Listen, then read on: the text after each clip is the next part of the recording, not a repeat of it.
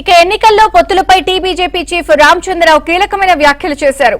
GHMC ఎన్నికల్లో ఎవరితోనూ పొత్తు ఉండదని, తెలంగాణలో బీజేపీ ఒంటరిగానే పోటీ చేస్తుందని క్లారిటీ ఇచ్చారు. జనసేన సహా ఏ పార్టీతోనూ పొత్తు పెట్టుకోబోమని అన్నారు. ఏ పార్టీతోని మేము పొత్తు పెట్టుకోము. బీజేపీ ఒంటరిగా పోటీ చేస్తుంది. జనసేన గానే ఇంకే పార్టీ కానీ జాతీయ పార్టీ కాబట్టి అది ఎన్డీఏలో భాగం కాబట్టి అది జాతీయ స్థాయిలో ఆ రెండు పార్టీ గురించి నిర్ణయిస్తారు. కానీ మాకు ఎటువంటి పార్టీతోని తెలంగాణలో పొత్తు ఉండదు అది స్పష్టం చేస్తాం.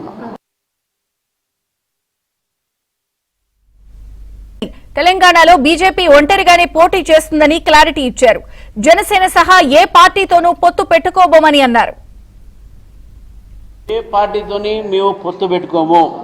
బీజేపీ ఒంటరిగా పోటీ చేస్తుంది. జనసేన గానే ఇంకే పార్టీ కానీ జాతీయ పార్టీ కాబట్టి అది ఎన్డీఏలో భాగం కాబట్టి అది జాతీయ స్థాయిలో ఆ రెండు పార్టీ గురించి నిర్ణయిస్తారు. కానీ మాకు ఎటువంటి పార్టీతోని తెలంగాణలో పొత్తు ఉండదు అది స్పష్టం చేస్తాం.